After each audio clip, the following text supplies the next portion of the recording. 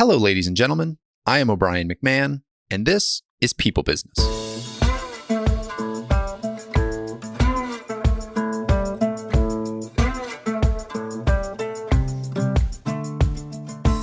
In this episode, I'm joined by Marc Giannettino.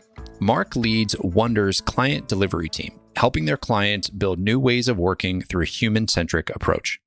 He was drawn to WNDYR by the unique opportunity to influence a future of work journey that is focused squarely on the humans using the technology and how we do work. Marc has 20 years of experience in marketing strategy and operational transformation on behalf of some of the world's most recognizable brands. This is a really interesting and I believe really relevant conversation as we are coming out of the pandemic, even though whenever you're listening to this, it could feel like maybe the pandemic was a long way behind us. The hangover from it and how we're doing our work is really sticking with us. And a lot of organizations continue to rethink how they're doing their work. And on top of that, a lot of the future trends and dynamics that we're looking at, things like our demographic shifts, age demographics, population demographics, the way that people are enrolling in different majors or not enrolling in different majors right now. There are going to be work shortages in certain areas. And I would say there's going to be work shortages in a lot of areas. And so the way that we are doing work now is not necessarily going to be sustainable in the future. Well, that's where Marc and his team at WNDYR come in. They are actually helping people redesign how they do their work so that they can be more effective, more efficient, more productive, more profitable, and so it can be a better work experience for the people so that people can have more fun and find more meaning in the work they're doing. I hope you enjoy it. I hope you get something from it, and I hope it's helpful for you in your business as you lead your business forward. Here is Marc Giannettino. Marc, welcome to the show. Good to be here. Thanks. This is your first time on the show, but we've actually had somebody from WNDYR on the show before, and Claire Hayter. We had a wonderful conversation around the future of work. And I'm excited to have you back and dive a little bit deeper, not only into what is the future of work, but how do we actually get there? And I think that's a lot of the work you're doing. So why don't we start there? Who are you? What is WNDYR? What kind of work do you do?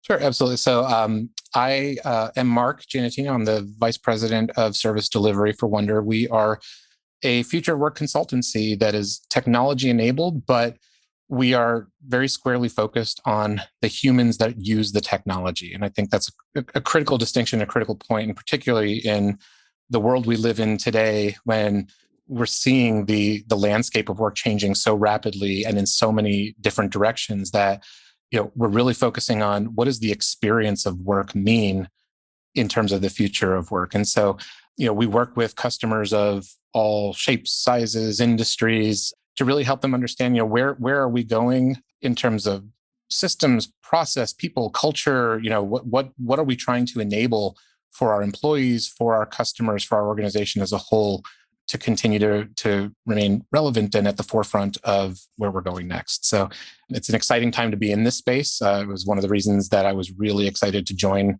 WNDYR just a little over a year ago, was to be doing this kind of work at this particular moment is just a really interesting inflection point in my career, as well as just kind of in the history of humankind, really. And why this moment? What do you see going on that makes this such an exciting moment to be doing that kind of rework? Sure. So I'm not going to say this is because of the pandemic, right? The pandemic, I think, gets oftentimes attributed a lot more credit than it deserves, right? The pandemic exposed a trend that had been, I think, emerging long before, and that is that the relationship between employee and employer has been changing for some time. The value proposition, the considerations that the workforce is thinking about when they're deciding to join an organization, to stay with an organization, to their level of engagement, it's been changing, right? People are looking for more of the intangibles there, and they can't really articulate necessarily always what it is that works or doesn't work about a particular situation. What the pandemic exposed was that a lot of the traditional beliefs around ways of working simply were not as sacred as people believed them to be, right? We were forced to adapt fairly quickly at scale and at mass to new ways of working, new ways of thinking. And so we hear now terms like hybrid and remote and things like that. And why it's really interesting to your question is, up to this point, the conversation around what this means has largely been focused on where and when work gets done, but very little focus is on how work gets done. And I think that's the area that, we are particularly interested in, is what is that experience of work? And as employees are thinking more about just what they're spending the overwhelming majority of their waking hours doing, right? Again, the pandemic has kind of pointed out to all of us that time is the precious commodity here, and we join organizations because we believe in a mission, or we're, driven by their purpose, or there's something there, but we're spending a lot of our time, and the fulfillment that comes from that, the ease or lack of ease that it entails for us, is now kind of a much more deciding factor for a lot of people in terms of their employment choices. Why is the how so important? Like, I'm out talking to companies every day through my day job. And like you said, a lot of the conversation is, okay, where are people going to work? When are they going to work? What types of controls or technology do we need? Why would you argue that how has become so important? Well, I think they're interrelated, right? The where, the when, the how, they all ladder up to the why. Like, why does an organization exist to begin with?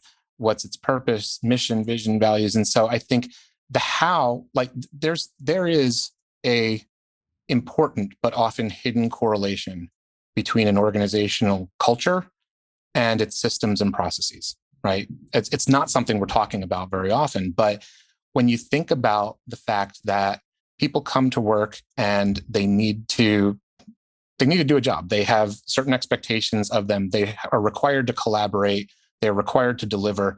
The tools that they're using, the processes that they're following, oftentimes are not conducive to efficiency. They're not conducive to asynchronous collaboration. We rely on a lot of meetings, to get things decided or get things done, when we have access to a wealth of technology. We have access to a wealth of tools that could be enabled for us to work in ways that are more conducive to the way people want to work, to ways that are going to be more naturally intuitive to balancing their work and their life. And so why it's important ultimately is that people get frustrated with process that doesn't work. And they don't always necessarily know, am I blaming a process? Am I blaming a system or a piece of technology? Like, what's the root cause of the pain that I as an individual or we as a company are feeling here, right? And we have to get to the bottom of that, right? Because ultimately it's eroding satisfaction, it's eroding engagement. You hear terms like quiet quitting, you hear terms like great resignation, and it isn't just about salary or growth or things that maybe even just a few years ago people assumed these are the reasons people leave. They're leaving because they're just not finding that spark of joy in the work they're doing, or the trade-offs aren't worth it for them anymore. So what do you see people wanting from work? So first and foremost, I think it does begin with the alignment of values, right? I think, an organizational set of values that matches mine, an organizational mission or purpose that I believe in, that I'm committed to, that I can get behind, that's what brings people in, right? What keeps them here is living those values and embodying those values in every aspect of the experience. And I'll give you an example recently from a customer we were working with. Very strong cultural organization, right? They've invested a lot in really trying to build a collaborative culture, one of trust, one of emboldened risk-taking. And so these are inherent in their DNA, but their systems and processes are very disconnected from that. There are several different ways of executing the same type of work, depending on who's driving, in a given project type. And so when we worked with this customer and we talked with them, we said, look, trust is one of your core values. You embody this in terms of your interpersonal relationships, but there is a lack of trust that exists within your employees when they're looking at the systems and processes that they rely on to get their work done. And it's getting in the way of the collaboration you're trying to enable. And it's getting in the way of the results you're trying to deliver for your customers as well, right? And what does that look like? Like a lack of trust? Would that be that they need several layers of management approval to do things? There's a lot of red tape. Is that what you're talking about? Sometimes it's that. Other times it is there's a lack of standardized process for certain aspects of work. The end deliverables could be very much the same, but the way work comes in the door, the way it's allocated and resourced, the way it's planned, the way it's even just kicked off and executed can potentially be very different sometimes. And so if I'm a knowledge worker and I come into work, either in person or virtually, whatever, and my experience is, all right, if I'm working on a project that person A is leading, I know I have to do my job this way. If person B is driving it, then I have to do it this way, because there's this individualized preferential ways of working that now make it harder for me to really understand and ground myself in, am I clear on what's expected of me? Am I comfortable with the processes that I'm following? And am I able to do this in a way that's going to make the most sense, right? So, the lack of trust in systems and process, right?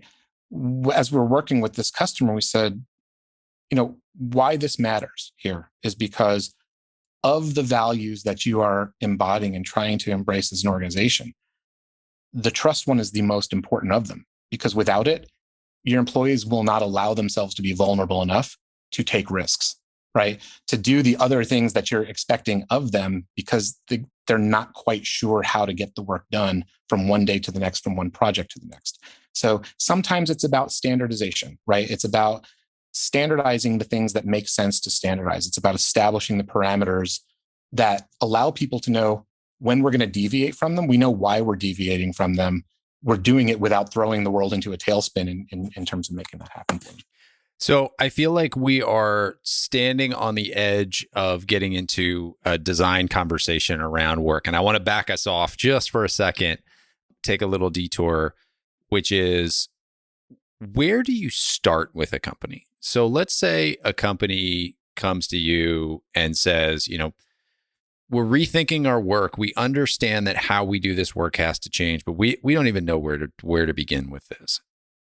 Where do you take them? What types of questions are you asking them? What types of exercises are they going through? What does that look like? No, that's a great question. So the answer inconveniently is it depends, right? As all good really things, the answer to all good questions. All good things, you're right. Yeah. So it depends on what they initially are articulating as their perceived pain points or the perceived opportunity they're trying to come at, because the starting points will vary, right? They absolutely will. And so in general, what we do is we begin with a lot of listening. We're saying, okay, come tell us exactly what it is you think you're experiencing here. We're not going to ask you to diagnose the cause of it, right? But let's understand what you believe the pain point is today.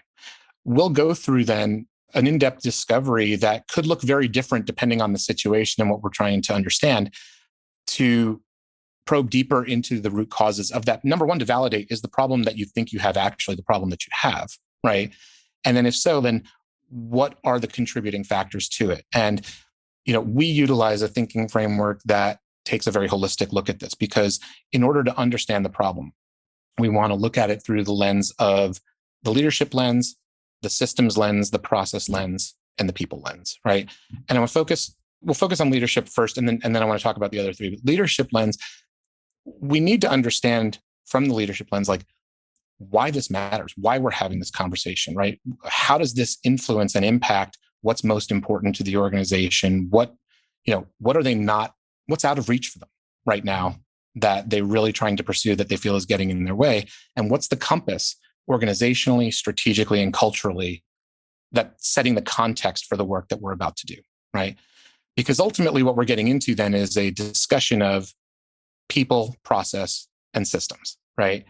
And some degree of transformational change of one or more of those three. Systems enable process, process enable people. And of the three, people are the hardest to change, right? So we have to kind of go through it at each of those lenses. We need to look at your systems that are in place, and we need to understand what you're using today. We need to dig deep into your work processes and understand what is it you're trying to achieve? What steps are you going through? How are they getting done? What are the blockages? What are the pain points? We need to look back at those systems and say, are the tools you're using the best tools for this? Are they set up properly? Can they be integrated in a different sort of way?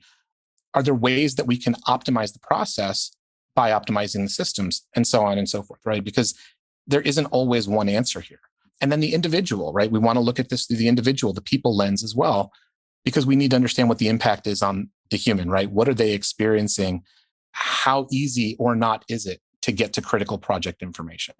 How clear or not is it as to what their priority is supposed to be at a given point in time? How aligned or not are they on what we as an organization are focusing on and how we're getting work done? So it's all sort of interrelated. And we piece this together by looking at it holistically through all of those lenses. And we say, all right, we know from a leadership lens that there are strategic imperatives around what we're trying to optimize.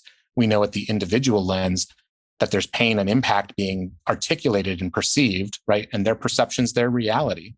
And in the middle is this systems and process layer where we start to say, all right, well, then what's actually going on in the day-to-day that we can now start to correlate to both the leadership and the individual level to say, somewhere in here is the root cause analysis, right? And the systems that enable process, the process enables people. And that's what we're after, right? Is to accelerate the human capital, because we think about this in terms of value creation, right? You change a system, great. There's some degree of value that's created there, but more often than not, it's more disruptive than anything else, right? Change is hard, and change without inherent value or benefit is disruptive and leads to poor adoption and leads to dissatisfaction. But where you start to see the sort of the first level of what I think of as the value creation is in terms of optimizing process, right? If you're enabling systems to optimize process, you're starting to get at an area where you're like, okay, we can start to see some tangible value here. But even that is somewhat, measured in the sense that you're just finding the better, faster, smarter, cheaper, quicker way to do what you already do, right? That's okay though, because what happens next is once you've done that, once you've optimized those processes, you've now freed up human capacity to focus on what's next. And that's what I mean when we talk about really accelerating humans is allowing your people to be sort of untethered from the administrative burdens of the day-to-day stuff that can be optimized so that they can really focus on the opportunistic growth. What should we be pursuing? What opportunities should we be focused on as an organization to advance our agenda forward, to serve our customers better, to really innovate? You can't do that when you're tied to the day-to-day of running the business in everything you do, right? So systems to process to people in that order. One more question on the discovery phase. What are the biggest pain points that you see today? Do you see clients coming to you today with the same sets of problems, or is it really all over the board? There are some common trends that we're seeing and some themes that emerge. So what we see a lot that there are multiple different ways of getting the same work done, right? There's a lack of standardized process, and that's based on, largely based on organizational structure. There's silos, there's, lack of alignment at a certain level of the organization that says we've got all of these different teams doing similar work, but in different ways, right? At some point, all of that work funnels into some subset of the workforce that is shared. And this is where the pain starts to happen, because every piece of work is the most important thing to somebody. But when you're competing for resources, when you're competing for time and bandwidth, being able to prioritize when you've got all of these competing demands becomes a problem. So organizations are looking for a way to standardize. How do we streamline and build more consistency, right? That's sort of trend number one. Trend number two is organizations generally have very little line of sight into what the available capacity of their teams really is, right? There's a lot of anecdotal pain out there that says this team is constantly burning at, and they will throw out a percent. They're constantly burning at 130%, right? And, I'll ask the question, I'll say, okay, do you actually have data that supports that? Do you have to back that up? Not because I'm challenging the number, and the number is sort of irrelevant, but do you have the systems and processes in place to be able to quantify that? Can you understand? Because oftentimes what happens in a situation like that is it is absolutely true for one part of the organization, but elsewhere in the organization, you may have capable resources with comparable skill sets who may be underutilized because we can't flow the work in a way that's going to say, okay, we've got available capacity sitting over here on the left. the team on the right is burning hot and really needs help.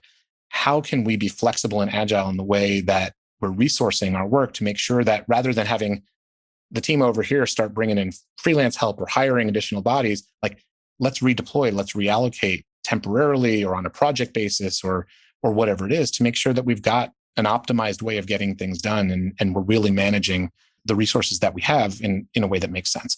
So that's another trend that we see. The third is that, again, the pain point or the symptom is we still just don't know how to adapt to this sort of hybrid way of working, right? Like we feel like we still want people back in the office. We need people back in the office, but a lot of that has to do with the fact that they just don't have the right tools and processes in place to effectively work asynchronously, right? To get out of the meeting room and to be able to say we can collaborate in ways that allow for information to be shared transparently, for decisions to get made in real time and quickly, and to be able to move things forward without having to sort of force people into an environment that they're not sure they want to go back to right now. Thank you for that. I have one thing I want to unpack for that, and it's a little bit of a selfish question because we're talking about this at work now, which is the capacity question. How do you quantify work capacity? Because you had said, do you have the systems and processes in place to actually capture what the capacity looks like? Is there a technology out there that you're installing with clients? Like what are the ways that you actually capture a workforce capacity number? Sure. So I guess I'll start with sort of the basics of this, right? And so when we're talking about human resources, right? The product is talent and capability. The inventory is time, right? That's the equation right there. And so time is the inventory and it's perishable. You can't realize its benefit after it's passed, right? It's got no shelf life at all. So when we talk about capacity planning, when we talk about resource forecasting and all of that, it really is about trying to get to an understanding of what planned work do we have coming down the pike? What sort of resourcing requirement does that take? How are we allocating for it? And what's left? What's left for the unplanned stuff, right? Because in general, you're always looking for a model that allows you to accommodate unplanned work around planned work, right?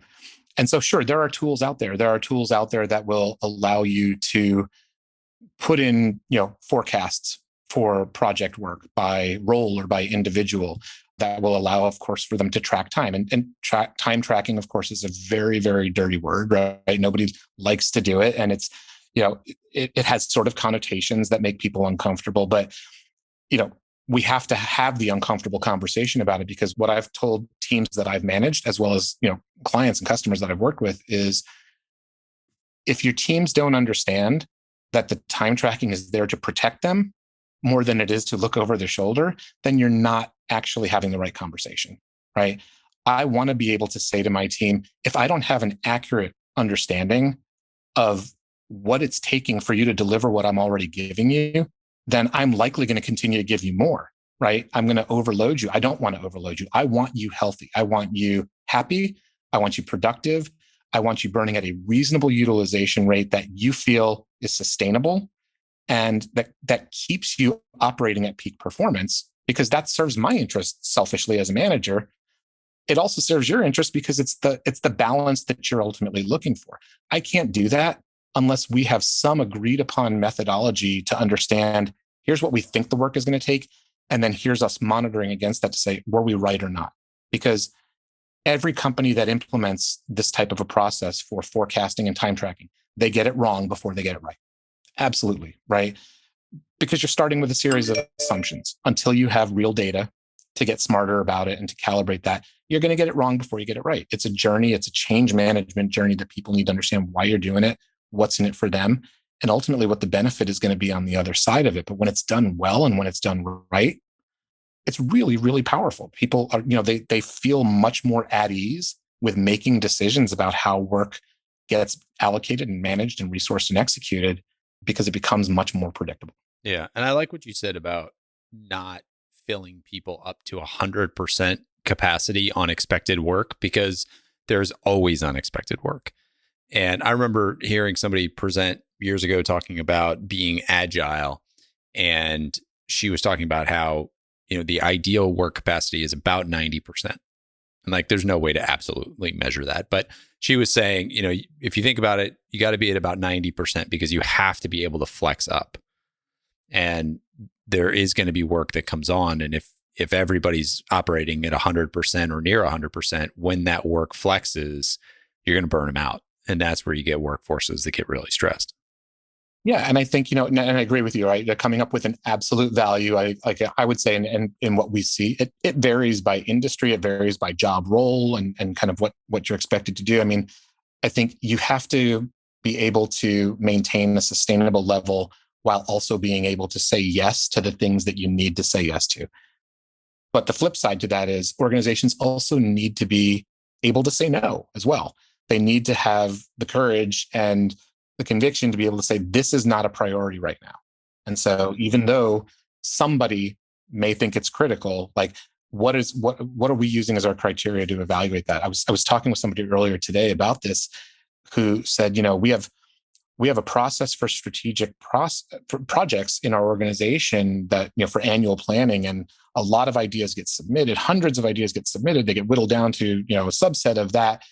And then ultimately the decisions are made by a very small group of people. And this individual was saying to me that we don't know how those decisions get made. We feel like more people need to be consulted. And, and I think in general, the idea of democratizing that decision-making sounds good.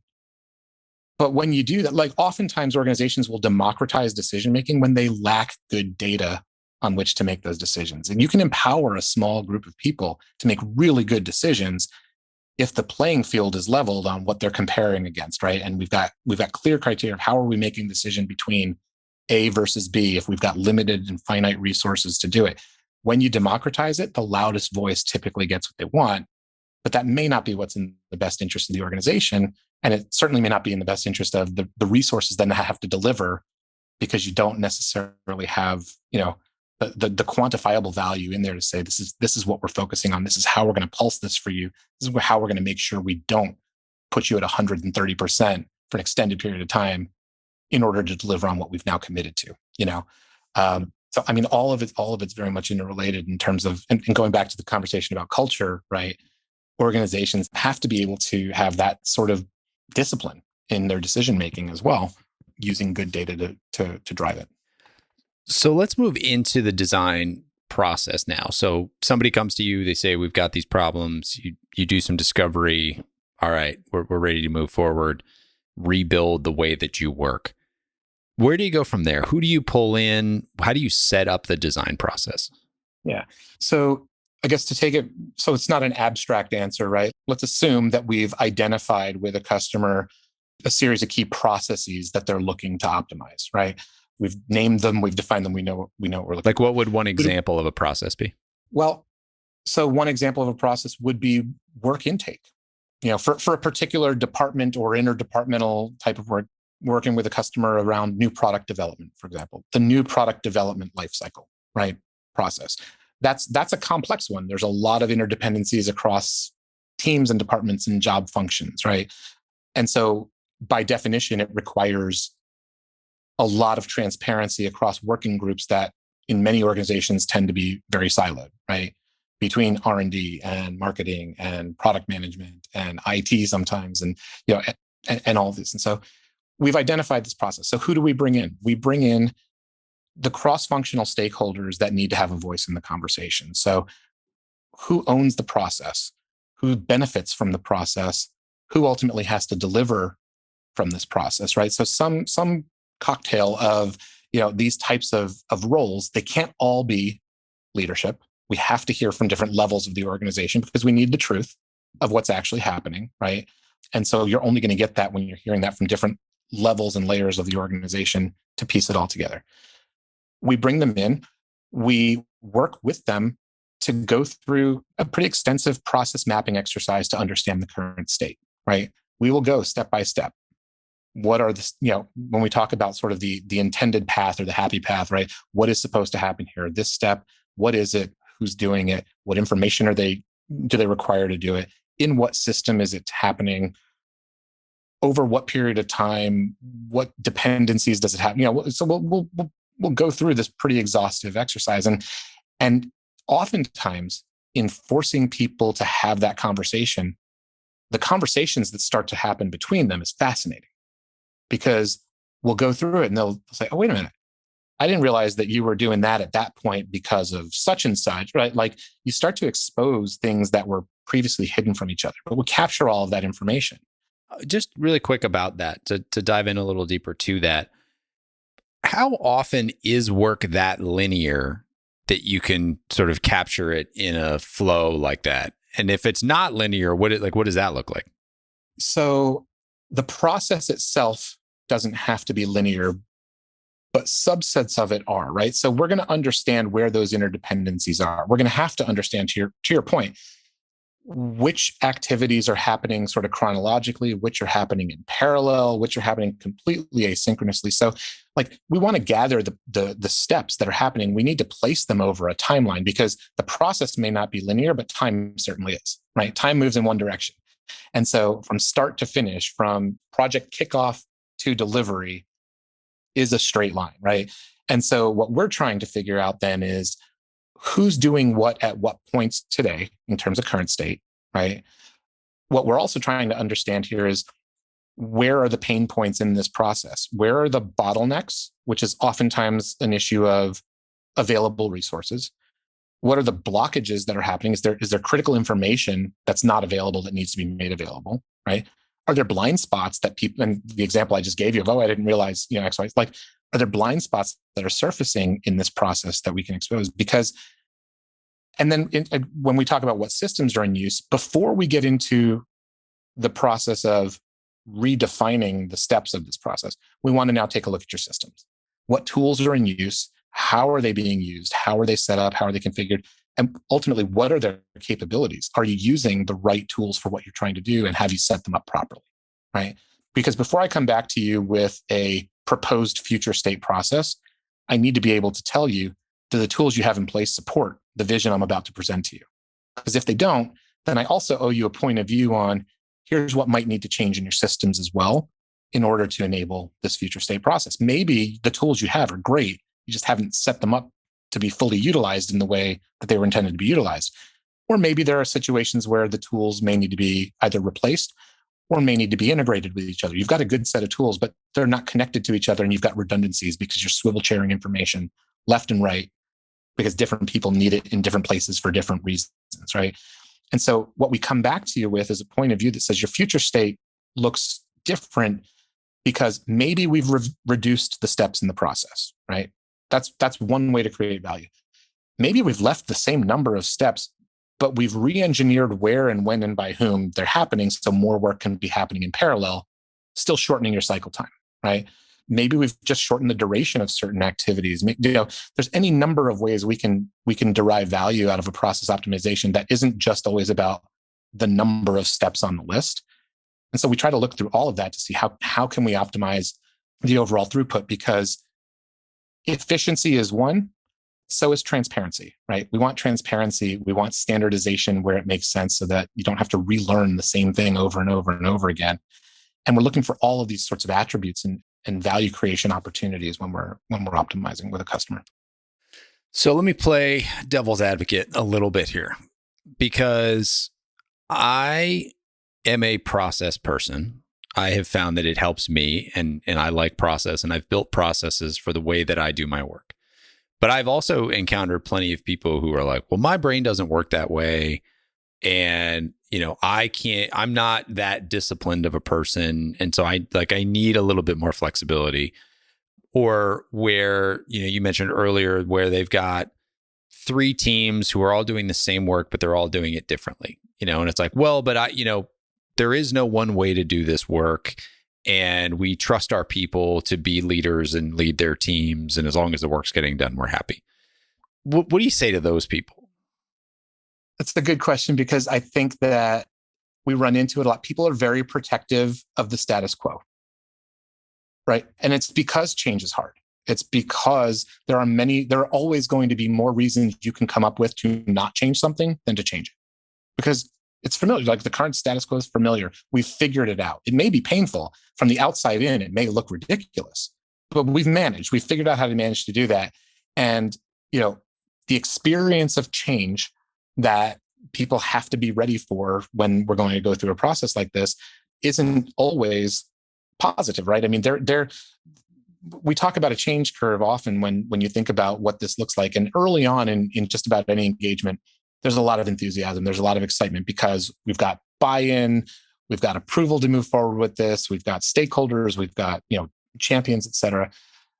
You get into the work and very quickly there's this reality check of, wow, this is a lot harder than we thought. And so I tell people every all the good time, project is a lot harder than you think it's going to be. Absolutely, right. And every customer that we work with is in a hurry to get started. And then once we get started, they're in a hurry to slow down because it is hard, right?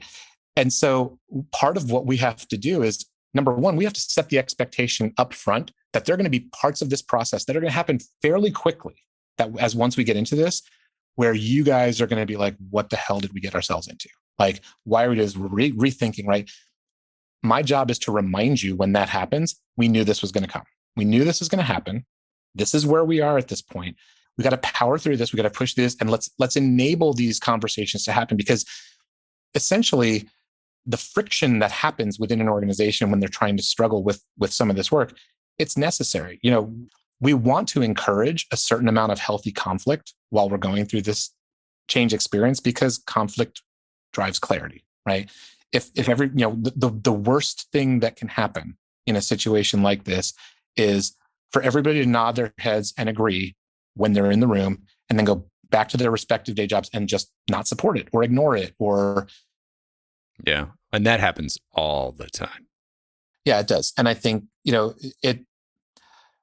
it happens for a lot of different reasons, right? I think, as I mentioned earlier, people are protective of the status quo. They're also protective of their current tools and their current processes and, and things like that. And so I think what we want to make sure we have from the very beginning is very clear alignment on what our objectives are, what we're trying to accomplish, how we will know if we've done it, right? What our success factors are, and then ultimately what it's going to take to get there. So we generally will invite some of that early conflict to come up as early in the process as possible. We had a customer a couple of weeks ago where we were kicking off, and we sometimes will go through this exercise as we're aligning with them on goals, and we say, well, what do we have going for us, for this project as we're getting into this? What are we lacking? And then what could get in our way, right? And getting your key stakeholders, especially the leadership level, to have that kind of a conversation early on is critical. And it was fascinating in this example because we use sort of a mural board for some collaborative work and people kind of putting in their own ideas and then coming back and talking about them. And somebody very bravely pointed out leadership buy-in was cited as something we have going for us. It was also cited as something we're lacking by different people in the process. And they're like, well, what do we do with this? And the individual asked, and they were saying, well, which is it? Where does it need to go? And I let them discuss it for a few minutes because they were debating it. Well, we have this. And I ultimately let the conversation go. And I said, well, guys, listen. I said, there's a contradiction here. I'm not at all surprised to hear that there's a contradiction. This is day one. We haven't done anything yet together, right? So I'm perfectly comfortable leaving that contradiction exactly where it is right now, because that's part of what we now know we are going to have to navigate together as we're going through this, right? There is not a clear and consistent point of view on the degree to which your leadership team has bought into exactly what this future state vision is, right? So good to know. Like, I would much rather know that on day one than waste your time and our time and your budget backing into this and having to escalate later on when we're like, okay, we can't get on the same page about what we're trying to solve for here. So it informs the way we engage initially and what sort of parameters we want to put in place with the customer to say, how do we make sure we're enabling this process in a way that makes sense and is aligned and bringing people together? Those are great questions to ask at the beginning of any major project. So, I mean, I get involved. I'm a salesperson, and the process to hire a new partner like us can be a long one. It can be very involved. And I've talked to plenty of people who say, yeah, we're going to go out and we're going to look for new benefits brokers. and you ask some of those questions, great. Well, what's going for you? What's going against you? Well, there's nothing going against us. Okay, well, what could get in the way? Well, no, I'm the decision maker. And it's like, okay, but what could get in the way?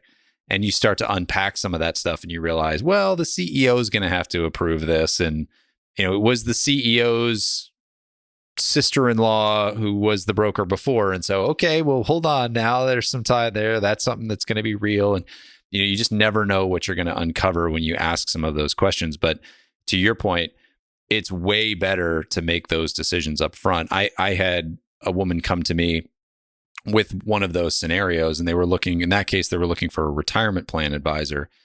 And I was asking those questions, and it came up that the CEO had some relationships. And I said, well, have you gotten approval from the CEO to make a change? And she said, well, he knows we're looking. And I said, but does he know that you're going to change? Because those are two different things. And she was like, that's a good point. I don't know. It wound up stalling the process for 2 months, but she had the conversation with her CEO, got him to say, yes, we're okay moving, go ahead with the process. And now we could move forward with the process. And so, my partner was kind of like, well, what did you do? This went dead. And I was like, well, let's just play it out.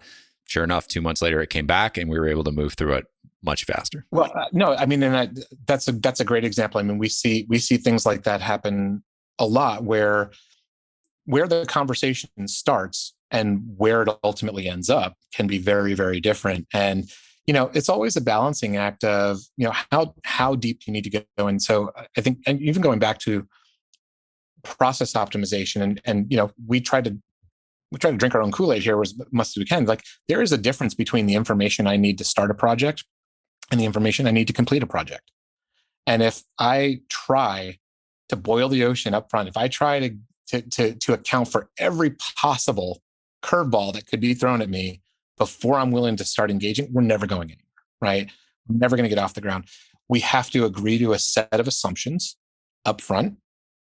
And we have to make sure that our essentially a collaboration agreement as partners on a project allow us the opportunity to periodically evaluate and reevaluate and pivot where we need to, because we walk into a process with hypotheses but not with predetermined outcomes.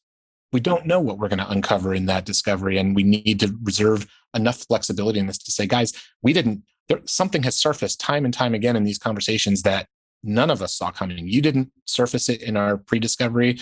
We didn't have it on our radar at all. But it's a big deal and it deserves some attention. Is this now part, like how do we account for that? Is this a higher priority than what we initially thought? Do we, how do we change our approach to make sure we're really getting to the problem? And I use the medical analogy a lot, where if I go to my doctor and I say, like, my abdomen hurts, I don't know. Is it the appendix? Is it the spleen? Is it the gallbladder? Is it it's got to be diagnosed by somebody who's able to get in there and understand what the root cause of the problem is. All I know is it hurts, right? And I want help getting it fixed.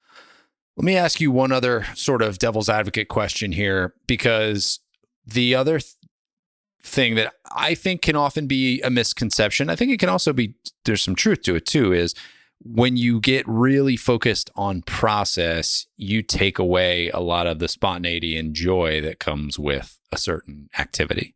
And when we're talking about creating better work experiences for our people, the concept of mapping everything out and having a process for everything can seem rote, repetitive, can seem like there's a lot of red tape. Like, this is just going to be a miserable experience for our people who have to sift through this, bureaucracy every day.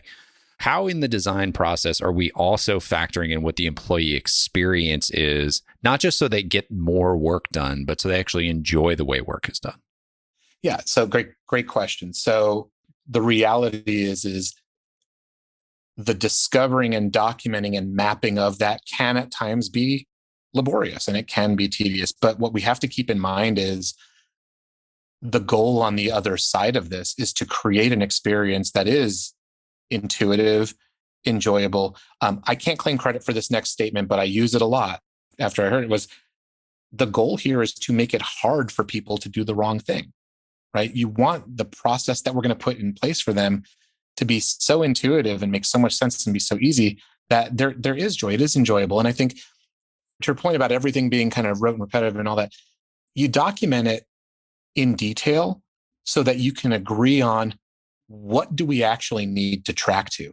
I would never, ever advocate to somebody that my job description needs to be outlined in a process flow. I know what my job description is, right? I don't need every granular step that I'm taking in my day, but what are we tracking to, right? What do my processes need to make sure? What are the foundational standards that need to be true of the things that we do, that we can then move freely between those things to allow that spontaneity, to allow the collaboration to happen, but know that we've got these parameters in place to say, all right, when someone else is brought into this thing, they know where to go to look for information. They can see where we are in the process. They can see if we are on track or if we're being blocked by something. They know how to intervene and help us. It isn't necessarily about prescribing every last step that everyone is. You want rules in place so you know when you can break them safely and why you would break them safely. So I think it's finding that balance in this and allowing for an iterative process to say, let's start with version 1 of this. And then we may add or remove from there. We may find that we've over-engineered this a little bit. So where can we remove some of the complexity of this? We may find that there are critical things that we haven't accounted for. So how do we account for that? And so that's where the input in the iterative process comes in, because we need, again, the owner of that process, the beneficiary of it, the person who has to deliver, like they all have a voice in coming together to say, how do we make this work in a way that works for us all? And that ultimately serves the business. Yeah, I like it. You've said it a couple times here without directly saying it, but all of this is a dichotomy, right? Like if you are mapping everything out and you are trying to map out every conversation and email that gets sent everywhere, you can go way overboard with this. But if you're not mapping it out, then you have no control over this and you are wasting a lot of time and energy. So there's a middle ground to a lot of this work. And I think that that's an important point when you're talking about this. Like we're talking about building a process, but we're not talking about micromanaging every minute of everybody's day. Absolutely. I couldn't agree with that more. I had a customer the other day was telling me, and again, I hear this a lot, right? She says, I sit in our PMO and project management office, and our project managers are often the last to know, right? And the project management office is running sort of the work management platform, the project management system they're trying to track. They're trying to maintain accountability and all this stuff. But conversations are happening via email or via Slack or Teams or things like that. Decisions are getting made outside of the tools that were intended to be put in place for this. And so the project manager is looking at a project that looks like it's falling behind schedule and things are crazy. And she's hunting people down for information and hearing, oh no, we took care of that last week. Right. Oh, that's done. Right. So yeah, I mean, like you don't want people to feel beholden to the tool. That's not the point at all, or to the process. The process needs to enable the people. And that's why we have to kind of go through the exercises that we go through, because we need to understand the needs of the people who are involved in this so that we can put in place a process that's going to make sense. It's going to provide the right level of flexibility with the right level of predictability. So how do we implement that right level of organizational discipline? What does that look like in the rollout? Because that's I think where the rubber meets the road in a lot of this too, right? Is to your point, you can roll something out and a bunch of people go, yeah, great. And they go back to their office and they do it the same way they did it yesterday. So we need some level of organizational discipline where we all agree like, hey, this is the way we're going to do these things. But we also need to leave some element for autonomy and spontaneity. So how do we control that conversation as we're starting to roll some of this change management out?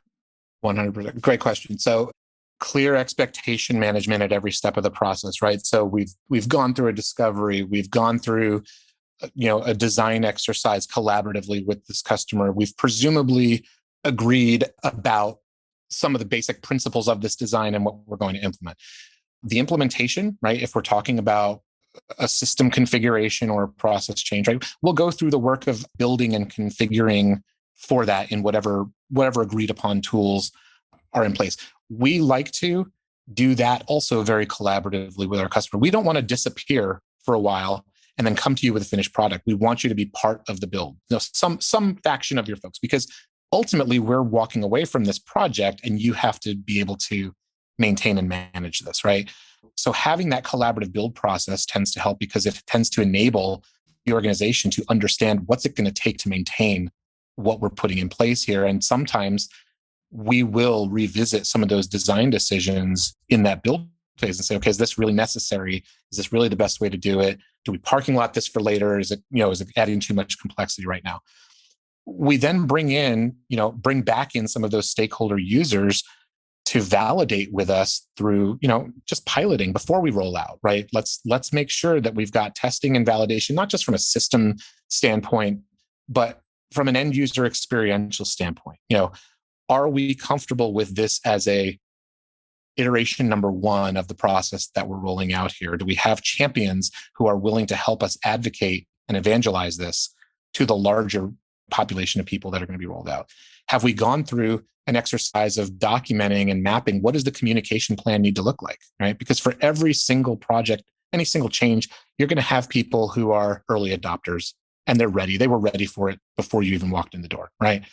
You're going to have people who are skeptical, right? They get it. They understand it. They do not want to go first. They're like, let somebody else be the guinea pig. And once it's stable and they've proven it works, then yeah, I'm on board. And you're also going to have people who are just outright detractors, right? And one of the mistakes we see is that, people don't engage the detractors openly. Like you want to get those objections surfaced because what we want to do is we want to identify those people. We know that we need to build, an enablement path that will look different for those individuals, right? Than those that are the early adopters. And we want to think about a communications plan. We want to think about building feedback mechanisms, and we want them to see their fingerprints on the solution, because if they see their fingerprints on the solution, they will be more bought into evangelizing, at least giving it a try and agreeing to a certain adoption period where we say, okay, like we have to be willing to agree that for a certain amount of period of time after rollout, we're going to stick with the process as we've identified it. We're going to give you opportunities to provide feedback. We're going to gather that feedback. We're going to continue to iterate, and we're going to continue to enable the adoption focus post-launch, because what you don't want is an organization that thinks launch is the end of anything. Launch is the beginning, right? Launch is day one, your new day one, and it's day one of your new normal, but you have to support adoption post-launch as well.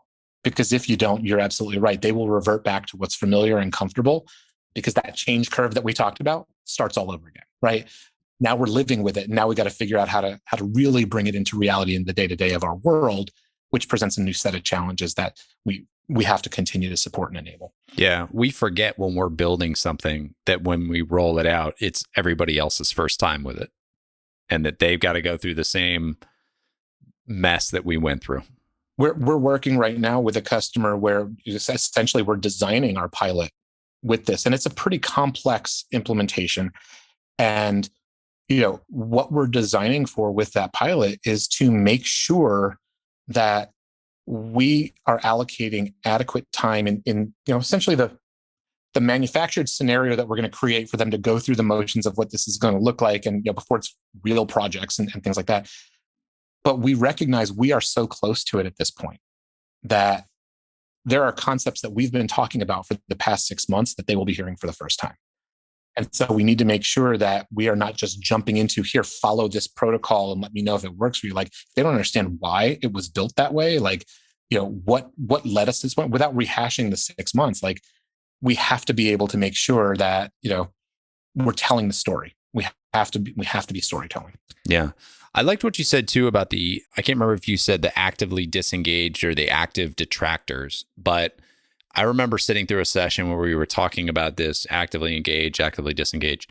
And the coach that we were working with just kind of surprised everybody by saying, you actually want to engage the actively disengaged people. He said, everyone in the middle, you can kind of ignore because they're disengaged.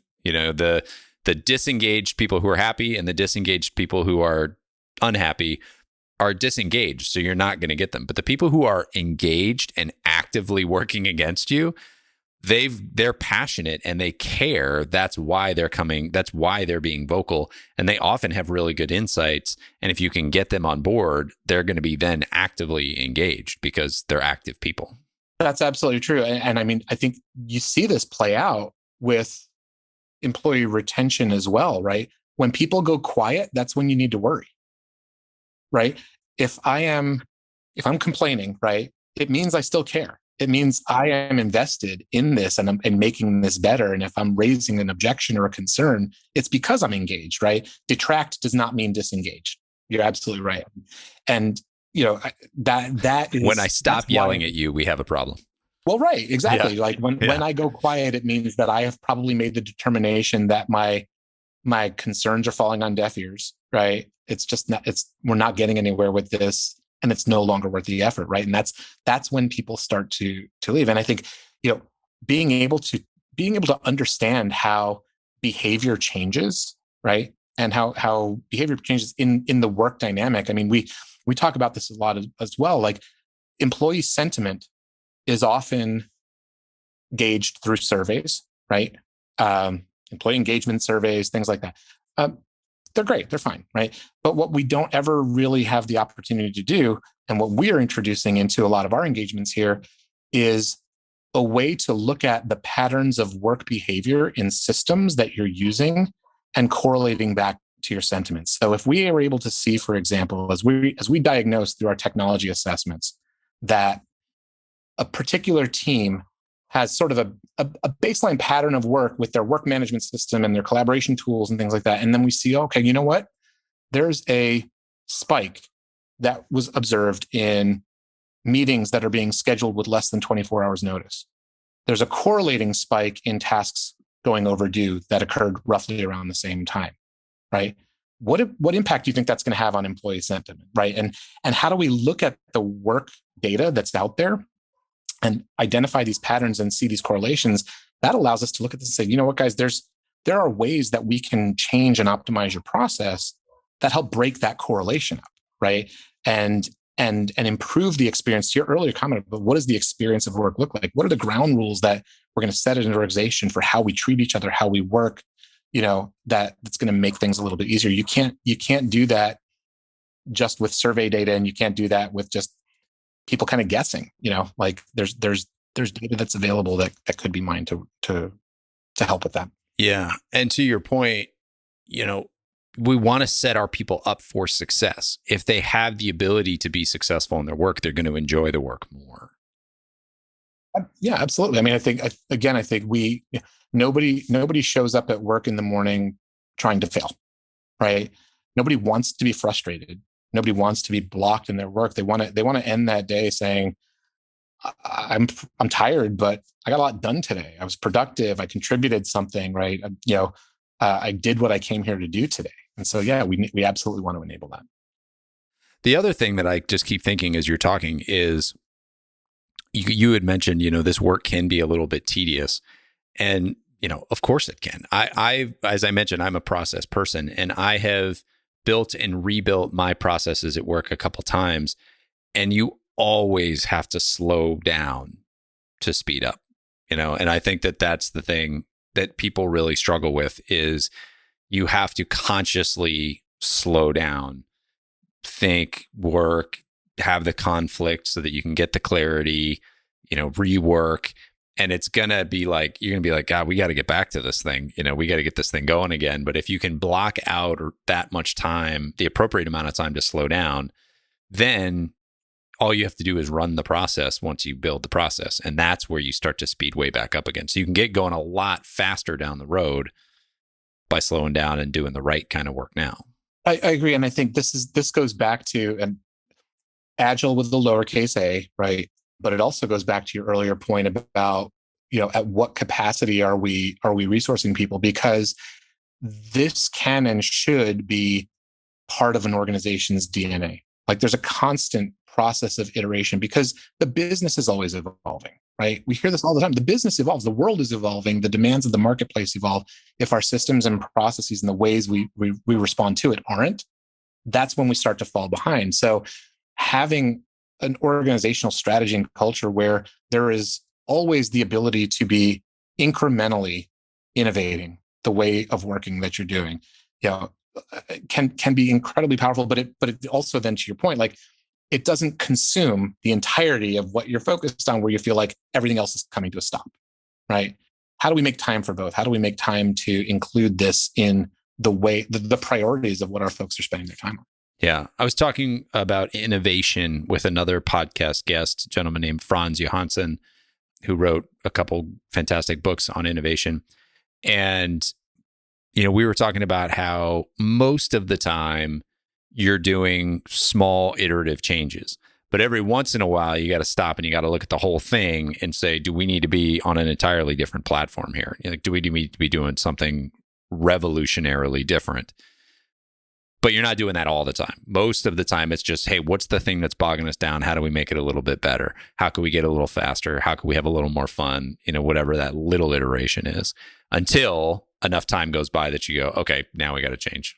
Yeah, I mean, there's that iterative innovation, and then there's the disruptive, right? And I think knowing which is called for, but I think what the iterative can be incredibly powerful, as long as you also, going back to culture, you have to celebrate the wins. You've got to recognize them and acknowledge them. And you've got to point out to people the compounding effect of that over time, because any one improvement in and of itself sort of gets lost in the noise of everything else that's going on.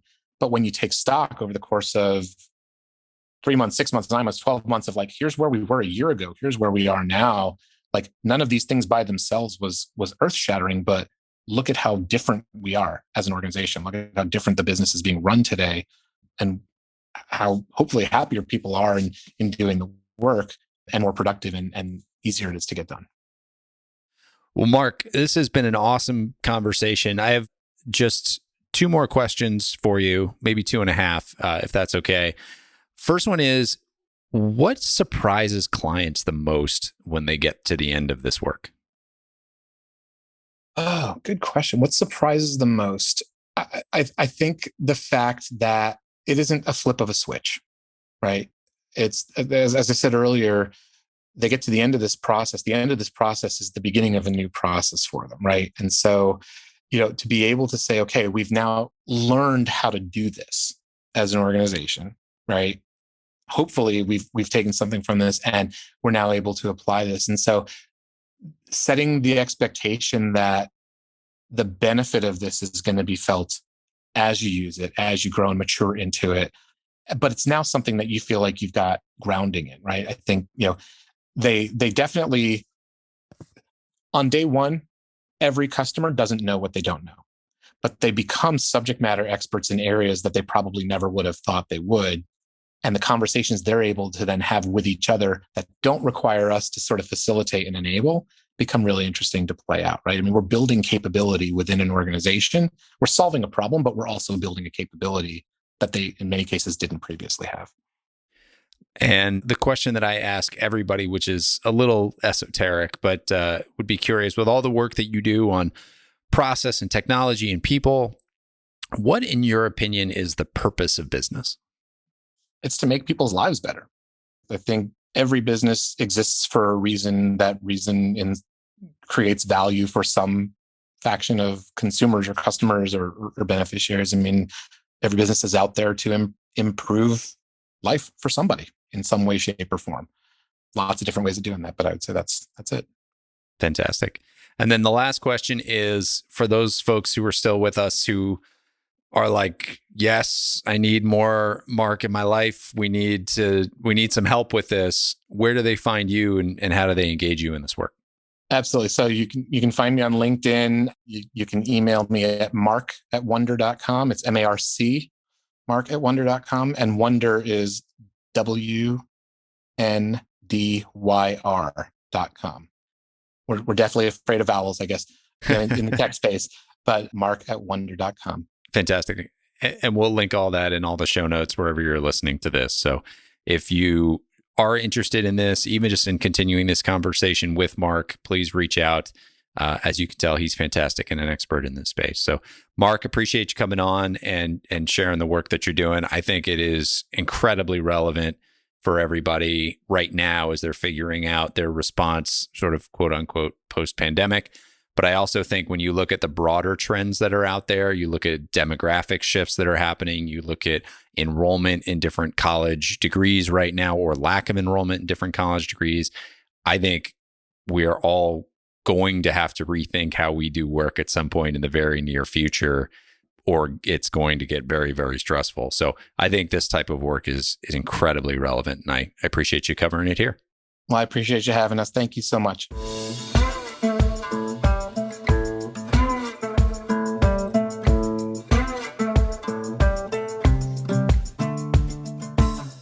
Hey folks, one last thing before you go.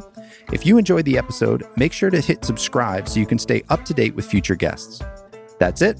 Thanks for coming. Go make the most of your business and the people in it.